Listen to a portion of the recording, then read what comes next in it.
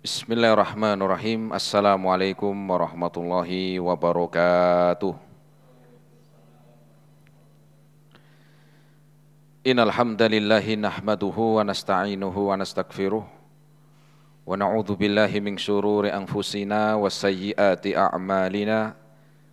Man yahdihillahu fala mudhillalah wa may yudlilhu fala hadiyalah. Asyhadu an la ilaha illallah wahdahu la syarikalah wa asyhadu anna Muhammadan abduhu wa rasuluh. Qala Allah Ta'ala fi kitabihil karim, ya ayyuhalladzina amanu taqullaha haqqa tuqatih wa la tamutunna illa wa antum muslimun. Jamaah Bapak dan ibu-ibu, ikhwan wal akhwat rahimani Allah wa iyyakum jami'an. Alhamdulillah, kita bersyukur kepada Allah Subhanahu wa taala di kesempatan siang hari ini. Kita masih diberikan kesehatan, taufik serta hidayahnya. Semoga amal ibadah kita Allah Subhanahu wa taala menerimanya, dan semoga ilmu yang kita dapatkan bisa kita amalkan sebagai bekal untuk menghadap kepada Allah Rabbul Alamin. Kemudian salawat dan salam kita sampaikan kepada Nabi Muhammad sallallahu alaihi wasallam beserta keluarganya, para sahabatnya dan umatnya sampai hari kiamat nanti. Jamaah rahimani Allah wa iyyakum jami'an. Siang hari ini kita akan melanjutkan kembali di dalam kajian rutin di Balu Bait TV dengan bahasan dari kitab Al-Wasailul Mufidah lil Hayati Sa'idah. Kitab yang berbicara tentang nasihat-nasihat untuk meraih hidup bahagia. Di mana siang hari ini kita akan melanjutkan di antara nasihat yang mendatangkan kebahagiaan di dalam kehidupan di dunia. Nah, jamaah bisa lihat yaitu halaman yang ke-32. Ya, lanjutan dari pertemuan sebelumnya, yaitu halaman yang ke-32, usaha dan doa. Usaha, apa yang dimaksud dengan usaha ini? Sehingga muallif Syekh Nasir Sa'di rahimahullahu ta'ala memasukkan usaha mendatangkan kebahagiaan dan ketenangan di dalam kehidupan di dunia dan di akhirat. Kemudian juga doa. Ya. Setelah itu beliau pun memasukkan doa di dalam nasihatnya. 6, kita baca terlebih dahulu. Silakan.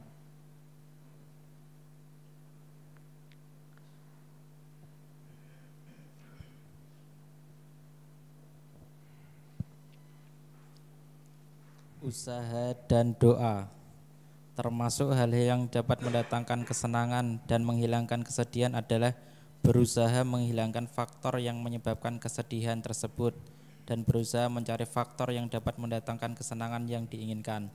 Caranya yaitu melupakan musibah-musibah yang sudah berlalu dan tidak mungkin bisa diatasi. Juga harus dipahami bahwa menyibukkan pikiran dengan hal-hal yang tersebut adalah perbuatan sia-sia, tidak berguna, dan gila tidak baik. Dengan demikian, dia berusaha agar hatinya tidak lagi memikirkan hal-hal tersebut, berusaha menghilangkan kegelisahan hatinya, kekurangan perasaan, takut, atau yang lainnya berupa kekhawatiran yang dia bayangkan yang akan terjadi pada masa depan. Lantas, dia pun memahami bahwa masa depan tidak bisa diketahui, termasuk di dalamnya masalah kebaikan, kejelekan, harapan-harapan, dan musibah. Semuanya berada di tangan Allah Subhanahu wa taala yang Maha Perkasa dan Maha Bijaksana. Manusia tidak berkuasa sedikit pun kecuali hanya berusaha mendapatkan kebaikan dan menolak kemudaratan. Ya. Poin selanjutnya adalah di antara kiat untuk mendatangkan kebahagiaan dan ketenangan di dalam kehidupan, yaitu adanya usaha. Usaha apa yang dimaksud? Apakah yang dimaksud usaha di sini bekerja atau jualan Apa makna usaha di sini? Usaha yang dimaksud dalam rangka untuk mendatangkan kebahagiaan dan ketenangan serta menolak kesedihan dan juga menolak dari segala keburukan dan yang menjadikan seseorang itu menjadikan seorang mendatangkan kesedihan dan galau. Apa galau siapa? Galau mirip dengan sedih, banyak pikiran. Maka disebutkan bahwa faktor tersebut berusaha mencari faktor yang dapat mendatangkan kesenangan dan juga faktor yang dapat melupakan segala yang akan mendatangkan kesedihan. Ini berarti makna dari usaha yang dimaksud adalah usaha untuk mencari faktor-faktor yang akan mendatangkan kebahagiaan dan berusaha untuk menjauhi faktor-faktor yang akan menumbuhkan seseorang kesedihan. Inilah poin yang pertama ini di dalam usaha. Tentunya setiap kita itu menginginkan hidup bahagia. Mau dia adalah laki-laki ataupun perempuan. Mau dia itu adalah orang tua ataupun orang muda. Orang tua atau seorang yang muda. Baik itu orang kaya ataupun orang miskin. Baik itu dari penguasa ataupun rakyat. Maka tentunya setiap kita menginginkan hidup bahagia. Setiap kita menginginkan hidup bahagia, bahkan walaupun dia seorang yang tidak beriman pun menginginkan hidup bahagia. Baik itu orang muslim ataupun non muslim pengen hidup di dunia itu bahagia. Semua menginginkan kehidupan di dunia ini dalam keadaan bahagia. Tapi tidak semua tahu jalannya. Kalau ditanya semuanya pengen bahagia, pengen. Tahu jalannya? Belum tentu. Kalau ditanya semua pengen bahagia, semuanya enggak ada yang pengen hidup sengsara, enggak ada. Tetapi tidak semua orang itu mengetahui jalan-jalan kebahagiaan. Bahkan tidak sedikit orang yang lagi mencari kebahagiaan salah jalan. Lagi pengen mencari kebahagiaan tapi salah jalan. Bukan mendapatkan kebahagiaan tapi malah mendapatkan kesedihan, galau, tidak tenang, hatinya sempit dan seterusnya. Kenapa demikian? Karena salah jalan. Harusnya dia jalannya ngalor tetapi jalannya malah ngidul. Harus jalannya itu ngetan tapi orang ini jalannya ngulon. Maka ini bukan malah mendapatkan kebahagiaan tetapi malah mendatangkan kesedihan. Sehingga tidak setiap orang itu tahu jalan kebahagiaan walaupun kalau ditanya pengen semuanya bahagia. Jamaah rahimani Allah wa iyyakum jami'an. Tentunya di dalam usaha ini adalah harusnya kita tahu sumber dari kebahagiaan seorang itu dari mana. Sumber kebahagiaan seorang itu dasarnya dari apa? Apakah dari harta menjadikan seorang bahagia? Belum tentu.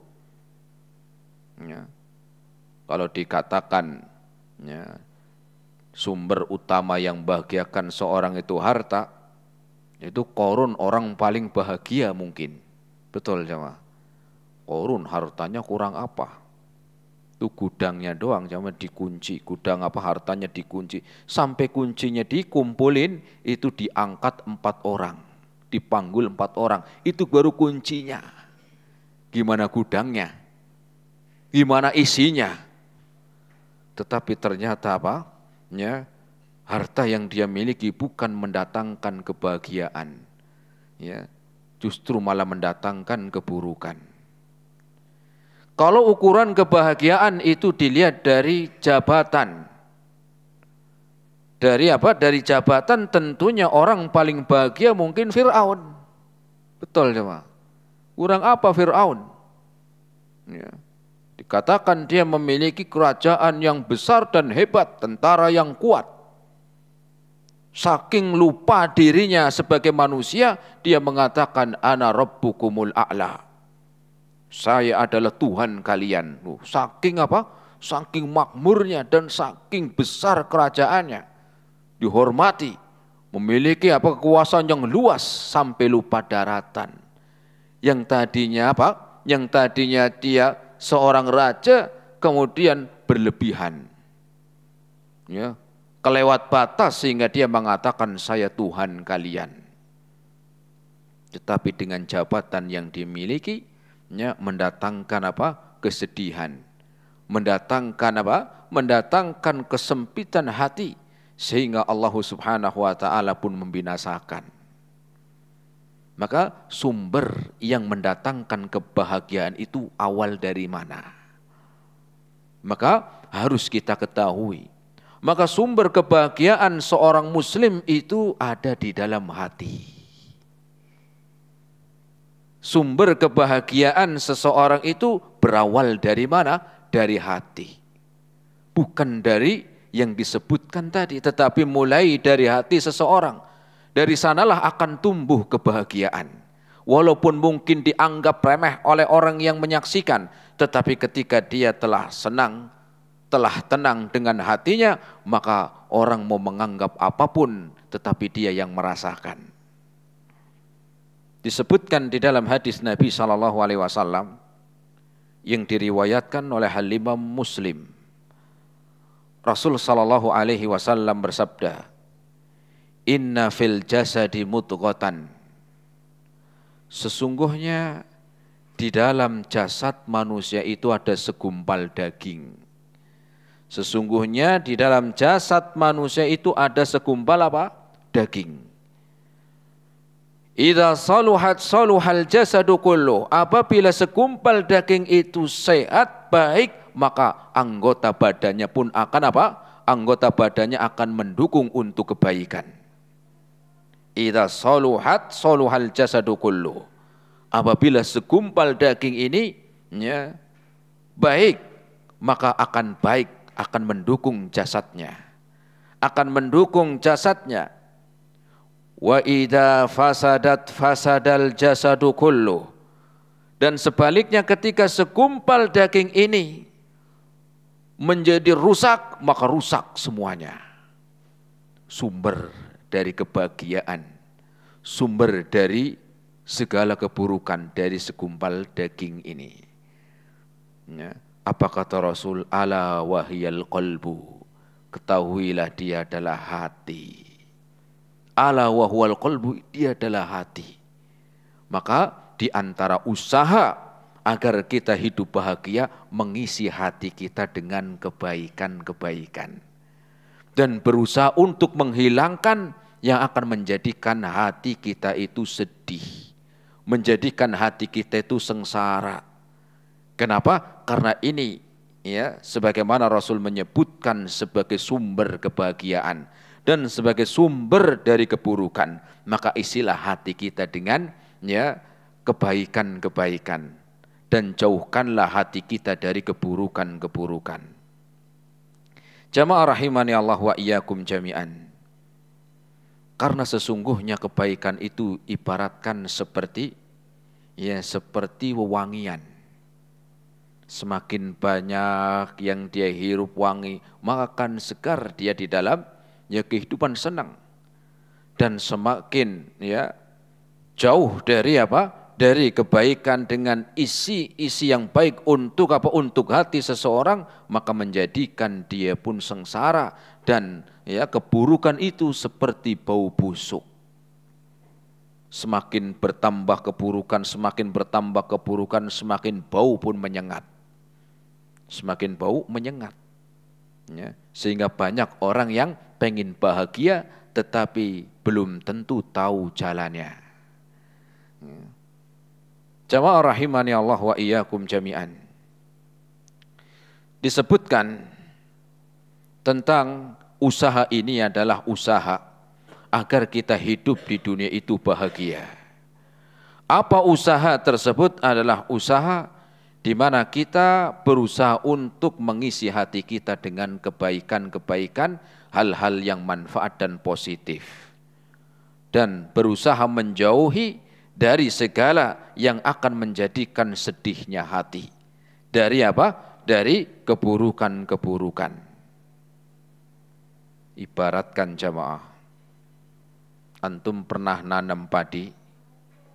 Pernah nanam padi? Pernah di sini? Pernah? Emang ada sawah di sini. Antum perhatikan ketika orang menanam padi jamaah. Di mana seorang ketika menanam padi, maka akan tumbuh di sana padi. Kemudian yang enggak ditanam rumput liar akan ada di situ. Ya, walaupun jumlahnya lebih sedikit tentunya. Tetapi ketika antum menanam rumput liar, padi ngikut nggak kira-kira? Ngikut nggak? Nggak ikut. Kalau kita menanam padi, maka rumput liar akan keluar juga. Walaupun jumlahnya tidak sebanyak padinya. Tetapi kalau antum menanam rumput liar, maka nggak ada padi di situ. Kenapa? Itulah sebagaimana maknanya kita mengisi hati. Ketika kita mengisi kebaikan-kebaikan dalam hati kita, akan tumbuh kebahagiaan. Tentunya bukan kebahagiaan ini berarti tidak ada keburukan, tidak. Tetapi tentunya akan lebih besar dan lebih lapang kebahagiaan daripada kesedihannya. Itulah seperti orang menanam padi. Tetapi ketika yang antum tanam itu adalah rumput-rumput liar, terus ditanam, maka padi pun nggak muncul. Kalaupun ada mungkin ketinggalan yang kemarin, gitu. Ya. Itulah ibaratkan seperti seseorang yang sedang mengisi hatinya dengan keburukan. Itulah ibaratkan seperti seorang mengisi hatinya dengan keburukan dan keburukan, sehingga sudah akan lambat laun akan hilang kebahagiaannya. Oleh sebab itu jamaah rahimani Allah wa iyyakum jami'an, kita mengetahui tentang keutamaan hati. Sebagaimana Rasul SAW tadi menyebutkan ala wahyal qalb. Ketahuilah oleh kalian, dia adalah hati. Maka isilah hati kita, isilah hati kita dengan apa? Dengan kebaikan. Isilah hati kita dengan hal-hal yang positif. Isilah hati kita dengan hal-hal yang bermanfaat. Kenapa? Karena ini yang akan mendatangkan kita, usaha inilah mendatangkan seorang bahagia hidup di dunia. Dengan apa diantaranya? Diantaranya adalah dengan seseorang ketika mengisi kebaikan, disebutkan di dalam kitab tersebut. Yang pertama adalah dengan iman dan amal. Dengan iman dan amal, ini yang sudah kita sebutkan dari awal. Dengan iman dan amal, karena ini pondasi pertama. Kemudian juga diantaranya kita berbagi dengan sesamanya, bersedekah. Kemudian kita mau di dalam meluangkan waktu untuk orang lain. Kemudian juga diantaranya yang sudah pernah kita bahas adalah berzikir. Mengisi hati kita dengan kebaikan-kebaikan. Dengan berzikir. Kemudian juga dengan belajar ilmu agama. Bahkan kemarin kita sebutkan tentang zikir. Sampai Rasul mengatakan dalam hadisnya, Mathalu man yadkurullaha Wa man lam yadhkur rabbahu kamatsalil hayy wal mayyit. Permisalan seorang yang berzikir kepada Allah dan orang yang malas berzikir itu ibaratkan seperti orang yang hidup dan orang yang mati. Kenapa demikian? Karena hatinya telah mati jauh dari berzikir kepada Allah, akan mendatangkan kegelisahan, datang kesedihan dan datang akan datang kepadanya dengan dengan hati yang penuh dengan kesempitan. Kemudian juga seseorang dengan belajar ilmu agama, dengan mau belajar ilmu agama, ini mengisi hati kita dengan kebaikan. Rasul sampai mengatakan dalam hadisnya, seorang yang belajar ilmu agama illa nazalat alaihi musakinah, akan turun kepada mereka ketenangan, kebahagiaan. Banyak orang itu mencari ketenangan, sayangnya tidak ketemu jalannya. Pengen tenang, minum obat penenang. Ya benar, dapat tenang. Bahkan bisa tenang banget. Tahu-taunya inna lillahi wa inna ilaihi raji'un. Rasul mengatakan bahwa menuntut ilmu, kata Rasul, illa nazalat alaihi musakinah, mengisi hati dengan ketenangan. Kenapa? Karena kebahagiaan hati tidak bisa dibeli, jemaah. Katanya Imam Ahmad, beliau pernah mengatakan, kalau seandainya kebahagiaan itu bisa dibeli, bahkan bisa dirampas, maka banyak orang yang menginginkan kebahagiaan dari saya terampas. Beliau itu hidupnya banyak meluangkan waktunya untuk menuntut ilmu, jamaah. Dari waktu muda sampai tua. Sampai tua, bahkan ketika umurnya sudah tua, sudah lanjut usia, beliau selalu membawa pena dengan hibernya, dengan tintanya, karena dulu kalau nulis celup dulu untuk menuntut ilmu. Sampai ditanya, wahai imam, mau sampai kapan engkau seperti ini menuntut ilmu? Beliau mengatakan, minal mahdi ilal lahdi, mulai seorang itu dilahirkan sampai dikuburkan. Seandainya mereka tahu kebahagiaan saya dalam menuntut ilmu, niscaya mereka akan merebut. Mereka akan merebut kebahagiaan dengan belajar agama, jamaah. Maka isi hati kita dengan hal-hal yang baik, hal-hal yang positif. Kemudian juga diantaranya adalah dengan bertawakal. Bertawakal dalam setiap keadaan. Makanya Rasul mengatakan tentang keutamaan seorang yang masuk surga tanpa dihisab dan diazab adalah mereka wa ala rabbihim yatawakkalun. Bertawakal kepada Allah Subhanahu wa taala. Bukan bertawakalnya kepada makhluk. Bukan bertawakalnya kepada jin. Dan bukan tawakalnya itu dengan dengan jimat. Oh, karena jimat ini nih, usaha saya jadi lancar. Jadi laris manis. Tawakalnya kepada jimat, jemaah. Kenapa aslinya yang demikian itu mendatangkan kesedihan? Tawakalnya dengan makhluk? Mau sampai kapan? Bertawakalnya kepada Bertawakalnya kepada orang-orang yang telah mati. Bertawakalnya kepada jimat. Bertawakalnya kepada benda-benda mati. Ini akan menjadikan Menjadikan kesedihan. Biasanya membawa jimat biar hidupnya Hidupnya penuh dengan keberuntungan. Suatu ketika jimatnya ketinggalan. Mumet, jimatnya ketinggalan di rumah. Mana udah jauh. Akhirnya ketika dia hidup begitu tanpa, seakan-akan dia hidupnya tanpa arti. Ada yang kurang, kenapa? Sudah tergantung dengan yang seperti itu. Ketika dalam bekerja, di dalam berbisnis, maka isilah dengan bertawakal kepada Allah Subhanahu wa taala. Selanjutnya adalah dengan ikhlas, isi hati kita dengan ikhlas.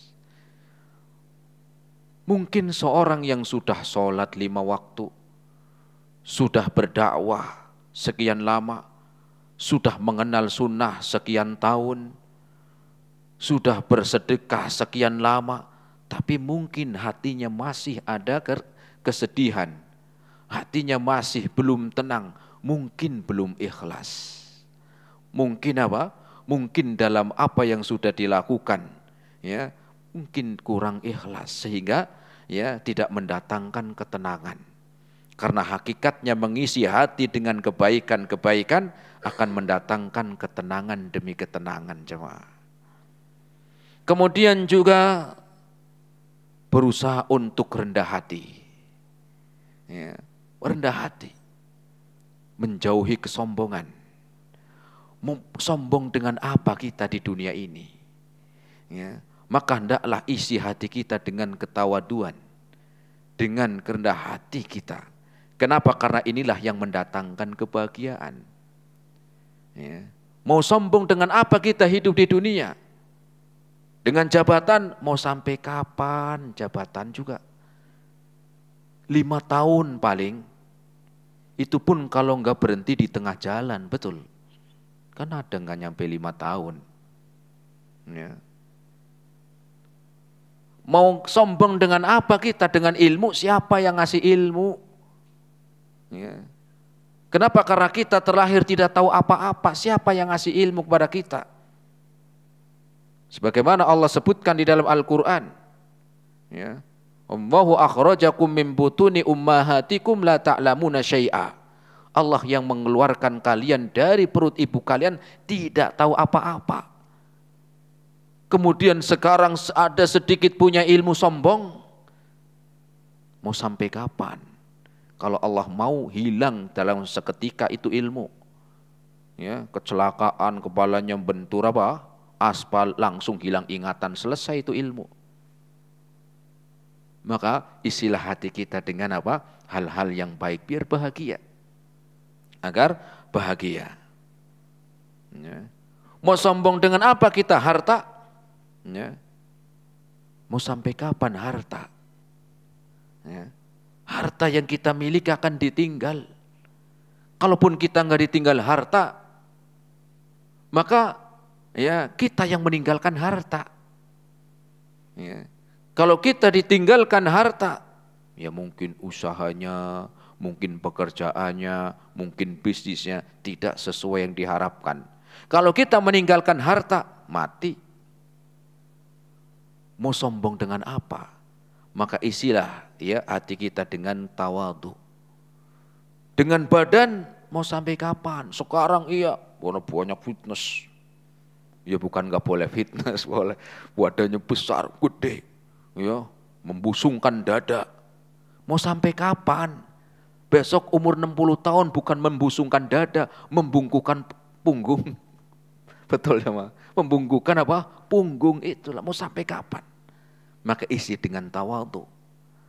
Kemudian diantaranya mengisi hati dengan kebaikan adalah dengan memaafkan. Mudah memaafkan. Ya. Wah, tapi susah tadi ini mudah memaafkan. Iya memang. Ya. Ya, kita memang terkadang sulit untuk memaafkan orang. Ya. Kalau kita memaafkan manusia mau sampai kapan kita? Itu yang seringkali mungkin apa? Menjadikan seseorang sedih. Menjadikan seorang itu sengsara. Kenapa? Sulit memaafkan kesalahan orang. Ya. Sulit memaafkan orang lain. Kita itu banyak salah enggak sih jemaah? Kita itu banyak dosa enggak? Banyak enggak? Kok diem ini? Memang diemnya banyak dosa atau memang enggak punya dosa nih jenengan nih? Oh banyak, sama berarti ya. Ya. Maka kalau kita saja yang banyak dosa, kita yang banyak kesalahan, kita pengen dimaafkan enggak? Pengen enggak? Pengen. Kita pengen dimaafkan oleh Allah Subhanahu wa ta'ala. Kita dosa itu tiap hari, tiap waktu. Dosa mata, dosa telinga, dosa tangan, dosa hati. Dosa yang kita tidak kita sadari. Setiap hari kita aja pengen dimaafkan. Ya, siapa yang maafkan Allah? Kenapa kita susah amat memaafkan orang gitu maknanya? Kalau kita saja pengen dimaafkan, tetapi kita sulit untuk memaafkan orang lain. Bayangkan kalau seandainya kita itu, seandainya Allah di dalam memaafkan itu kayak kita, gimana? Sulit untuk memaafkan, habis kita. Seandainya Allah itu di dalam memaafkan manusia seperti kita memaafkan manusia, habis kita nggak ada yang maafkan. Tetapi Allah tidak demikian. Allah Ar-Rahman Ar-Rahim, Allah Ar-Rauf, Allah yang maha penyayang lagi pengasih. Ya. Allah menerima taubat dari kita. Maka hendaklah diantara mengisi hati kita dengan kebaikan adalah dengan apa? Dengan mudah memaafkan orang lain. Ya, walaupun mungkin berat, ingat terus, nggak bisa tidur, entah itu orang itu telah berbuat jahat, berbuat zalim, mengambil haknya dan seterusnya, menyakiti hatinya, ya, apa mungkin mencibir, ya, apa mencibir jamaah, ya mungkin menghina dan seterusnya. Lihat Rasul Shallallahu Alaihi Wasallam jamaah sebagai teladan terbaik. Ketika Fathu Mekah, Fathu Mekah itu tahun berapa jamaah? Ada yang tahu? Ada yang tahu? Ada yang tahu? Kalau saya tanya, nama ini Fulan, pemain klub bola di mana? Mungkin ada yang tahu. Fathu Mekah itu terjadi tahun ke-8 jamaah. Jadi selama kurang lebih 21 tahun lamanya. Ya. 20 tahun lamanya. Itu orang-orang musyrikin di Quraisy, di Mekah itu selalu menghalangi dakwah Rasul. Pamannya meninggal gara-gara mereka, diantaranya karena mereka pengennya nggak ikut agamanya Rasul. Pamannya Rasul Hamzah meninggal dunia dalam keadaan dimutilasi. Sahabat banyak yang meninggal di Badar ataupun di Uhud. Ya, banyak yang meninggal. Kemudian Rasul diusir, dipisahkan dari kampung halamannya, diambil hartanya, bahkan dihargai kepala Rasul dengan 100 onta. Lihat ketika Fathu Mekah. Padahal mereka bertahun-tahun lamanya menyerang, ada perang Badar, perang Uhud, perang Ahzab. Ketika Fathu Mekah jamaah datang Rasul ke Mekah, mereka sudah melambaikan bendera putih. Lambang apa? Nyerah dan nyerah. Berkumpul dulu mereka orang-orang yang dulu pernah menghina. Berkumpul orang-orang yang pernah membunuh para sahabat. Berkumpul orang-orang yang membunuh pamannya sendiri. Semuanya ngumpul, apa Rasul membalas. Bagi Rasul gampang, mereka sudah nyerah, gak bisa melawan. Ya, gak ada Rasul itu dendam jamaah. Kamu kan dulu kan ikut perang kan, mungkin begitu kalau kita gitu kan. Kamu kan yang waktu itu ngikut perang Badar kan, gara-gara kamu kan. Kamu dulu yang membunuh paman saya kan. Enggak jamaah. Ketika mereka telah berkumpul dan mereka mengira akan ada balasan dari Rasul, mereka sudah pasrah jamaah. Kalau seandainya sekarang Muhammad membalas apa yang telah kita lakukan selama bertahun-tahun lamanya, 20 tahun lamanya, sudah kita nggak bisa melawan. Apa kata Rasul? Rasul mengatakan, idhabu wa antum tulaqo. Pergilah kalian semua ke rumah kalian masing-masing. Kalian di sini semuanya aman. Kalian semuanya di sini dijamin aman. Subhanallah. Rasul sangat pemaaf jemaah. Bayangkan diusir, dihargai kepalanya 100 onta. Ya, dipisahkan dari keluarganya, dipisahkan dari kampung halamannya, hartanya diambil, banyak sahabat yang dibunuh. Ketika Fathu Mekah, padahal waktu itu mudah untuk Rasul membalas, tetapi Rasul sangat pemaaf. Pergilah kalian semuanya, kalian di sini aman. Ya, sehingga dengan melihat akhlak Nabi mereka masuk Islam semuanya. Apakah Rasul marah ketika setelah Fathu Mekah? Kamu wahai Wahsy, Yang menombak dari belakang paman saya kan, gantian sini. Enggak, jemaah. Lihat Hindun dan Abu Sufyan, ya, pemimpin pasukan perang Uhud, yang dengan pimpinan orang ini 70 meninggal dunia di tempat. Apa Rasul mengatakan, kamu kan dulu pimpinannya? Enggak, jemaah. Rasul sangat pemaaf, jemaah. Ya, bahagia hidupnya Rasul. Kita kadang-kadang cuman utang 20.000 belum bayar aja mungkin sampai hari ini masih ingat. Mungkin gitu ya. Ada nggak di sini? Ya, terkadang begitu, sulit untuk memaafkan. Cuman karena omongan yang mungkin kurang terkontrol, kemudian tersinggung. Ya, saya nggak mau sama dia, sakit hati. Wah. Saya pernah dengar dia ngomong tentang saya, sejak kapan? 5 tahun yang lalu. Masya Allah, 5 tahun yang lalu masih, gimana nih hatinya nggak sedih terus begitu. Rasul bukan cuma diomongin, dihina. Enggak cuma Rasul, semua dari pengikutnya sampai hijrah ke Madinah. Ya. Nabi Yusuf alaihi salam. Nabi Yusuf alaihi salam itu dibawa oleh saudaranya, dicemplungin ke sumur jemaah. Kemudian ya, itu kan ada usaha membunuh saudaranya. Kemudian habis itu sampai dia dipisahkan dengan orang tuanya. Disebutkan pisahnya Nabi Yusuf dengan bapaknya, dengan keluarganya, orang tuanya jemaah, itu 80 tahun jemaah. Gara-gara saudara-saudaranya tuh. 80 tahun dipisah. Dari mulai anak-anak sampai dewasa. Ya, sampai di penjara tanpa adanya pengadilan, coba. Ketika sudah jadi penguasa Mesir, datang saudara-saudaranya. Balas dendam itu, Nabi Yusuf, kamu kan dulu kan ingat gak saya? Mungkin kalau kita gitu ya, kamu ingat gak sama saya? Ya. Tapi Nabi Yusuf mengatakan apa enggak demikian. Ketika saudara-saudaranya mengatakan, ya, kami salah, kami pernah berbuat demikian kepada engkau ya Yusuf. Kami pernah membuangmu, gara-gara itu kamu terpisah dengan orang tuamu sekian tahun lamanya. Engkau hidup dalam keadaan kesulitan dan di penjara sekian tahun lamanya. Kesalahan-kesalahan dimulai dari kami ya Nabi Yusuf. Apa kata Nabi Yusuf alaihissalam? Dan Allah sebutkan dalam Al-Quran, dalam ceritanya Nabi Yusuf.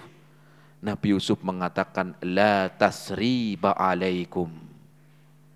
La tasriba alaikum. Apa artinya la tasriba alaikum? Kamu gak punya salah. Kamu gak punya salah apa-apa sama saya. Subhanallah, Nabi Yusuf jawab. Padahal tahu sendiri kayak apa itu saudaranya. Seperti apa saudaranya di dalam apa? Ya, memusuhi, bahkan apa? Percobaan pembunuhan kepada Nabi Yusuf. Ketika dewasa mereka datang minta maaf atas kesalahan-kesalahan yang dahulu pernah dia berbuat. Nabi Yusuf mengatakan, kamu gak punya salah apa-apa sama saya.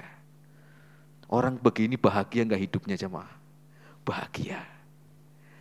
Tapi sebaliknya, ketika kita sulit untuk memaafkan orang lain, sulit untuk memaafkan saudaranya, sulit untuk memaafkan keluarga khususnya, ya, ini akan menjadikan kita hidup itu apa?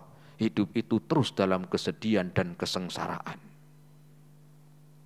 Abu Bakar radhiyallahu taala anhu punya ponakan yang namanya Mistah. Punya ponakan namanya Mistah, dulu orang yatim, anak yatim. Selama dari kecil itu Abu Bakar yang mengurus, yang ngasih nafkah ponakannya ini.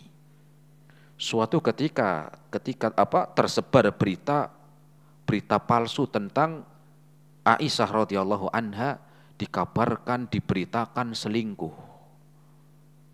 Istrinya Nabi dikabarkan selingkuh, bayangkan jemaah.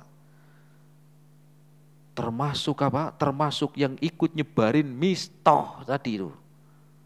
Aisyah anaknya Abu Bakar, istrinya Rasul. Ya, dikabarkan di luar di Madinah itu apa? Ya, bahwa Aisyah itu selingkuh, bayangkan.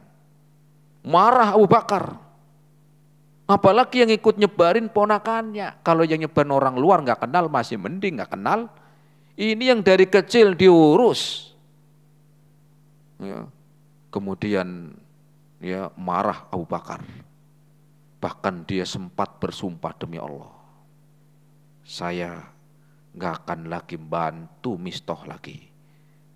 Biarin dia kesulitan hidupnya, mati kering juga nggak apa-apa, ibaratkan begitulah. Ternyata setelah itu turun ayat dalam Al-Quran surat An-Nur, disebutkan di sana tentang ayat bahwasanya janganlah seorang bersumpah untuk apa? Untuk membalas keburukan. Hendaklah memaafkan, karena apa? Keutamaannya jauh lebih besar. Maka Abu Bakar pun mengatakan, demi Allah, sumpah saya cabut, saya akan bantu lagi Mistah. Tuh, ya, mudah memaafkan. Ya, kita itu juga banyak salah. Kenapa kita ketika kita sadar kita itu banyak salah, kita itu pengen Allah itu mudah memaafkan kita? Kenapa kita sulit untuk memaafkan manusia? Ya. Kenapa kita itu sulit untuk memaafkan orang lain? Padahal kita juga banyak salah yang kita pun pengen orang lain yang punya salah dengan kita pun pengen dimaafkan oleh dia. Kenapa kita sulit untuk memaafkan? Maka isilah hati kita dengan kebaikan-kebaikan. Di antaranya juga ridho terhadap ridho terhadap takdir yang Allah telah tetapkan. Mengisi hati kita dengan ridho. Ridho terhadap apa? Terhadap takdir yang Allah telah tetapkan. Ya. Saya dulu pengennya nggak nikah sama ini loh. Gimana lagi jadinya nikah sama ini. Ya sudah, bersabar, ridho dengan takdir yang Allah telah tetapkan. Ya, jenengan nggak senang Mas? Enggak. Sudah punya anak, sudah berapa? 6. Enggak senang gua anak udah 6 gitu loh. Ya. Jadi ridho terhadap takdir. Karena ini yang akan menenangkan.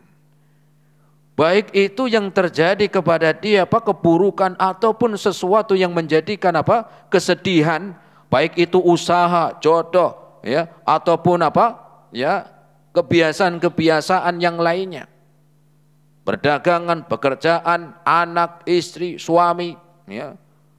Apapun yang menimpa kepada dia, maka ridholah terhadap takdir yang Allah telah tetapkan. Pasti di sana ada hikmah yang dalam, jamaah. Ada hikmah yang besar. Ya. Jangan sampai kita tidak menerima takdir yang Allah telah tetapkan. Pengennya anak laki-laki, keluarnya anak perempuan. Ditunggu yang kedua, perempuan lagi. Ditunggu yang ketiga, perempuan lagi. Wah, akhirnya kesel ngomong ke istri, kamu gak bisa buat anak apa? Memang yang buat istri apa? Akhirnya pusing sendiri. Ridho dengan takdir yang Allah tetapkan. Ya. Kenapa? Pasti di sana ada hikmah. Ya. Di sana ada sebuah buku, ya, judulnya bagus, ya, yang ditulis oleh Syekh At-Tantawi tentang keutamaan punya anak perempuan. Itu kalau baca buku itu, ya, seakan-akan orang setelah membaca buku itu pengen semuanya punya anak perempuan. Ya, begitu. Sehingga ridho dengan takdir yang Allah telah tetapkan, apapun yang terjadi. Ya. Kenapa demikian? Karena Allah lebih tahu. Allah lebih tahu. Ya, dulu saya harusnya mau bekerja di ini, tetapi ya sudah. Allah telah telah menunjukkan jalan yang lain. Ridho, enak, bahagia. Tapi kalau sebaliknya enggak ridho, wah sudah. Ya, kepikiran terus, sakit enggak ridho, marah-marah yang ada, ya, maka bukan cepat sembuh. Kira-kira gimana? Lagi sakit marah-marah mulu, enggak terima, ya mungkin malah cepat cepat mati, mungkin bisa juga. Kenapa? Karena menambah kesedihan. Karena Allah lebih tahu, Allah itu penyayang, ya. Dan dengan itu kita mengingatkan bahwa semua apa yang terjadi dengan kita, baik sekecil apapun yang terjadi kepada kita, itu sudah ditetapkan. Apa kalau kita itu enggak terima, tidak ridho, terus berubah takdirnya? Kan juga enggak. Ya. Maka Isilah hati dengan ya kebaikan-kebaikan. Husnudon juga diantaranya. Jangan sedikit-dikit suudon. Ya, WA Ustadz, ya 2 hari belum dibalas. Wah Ustadz ini apa ini nggak balas-balas 2 hari. Ya, udah lupa kali sama saya. Maka banyak husnudon. Mungkin lagi sibuk. Ya, mungkin lagi ada kegiatan. Ya, diundang walimah misalnya, ya, wah ini udah diundang dari kemarin, udah saya japri undangan nyampe nggak datang, awas nanti kalau dia ya, kalau dia gantian nanti, nah jangan, ya, maka husnudon berikan kepada orang apa, seorang itu dengan husnudon 70, cari celah-celah yang mungkin bisa apa, menjadikan mudah memaafkan. Cari apa alasan-alasan disebutkan apa sampai kalau bisa cari 70 alasan biar kita mudah memaafkan. Ya, agar hidup apa bertambah bahagia. Naam.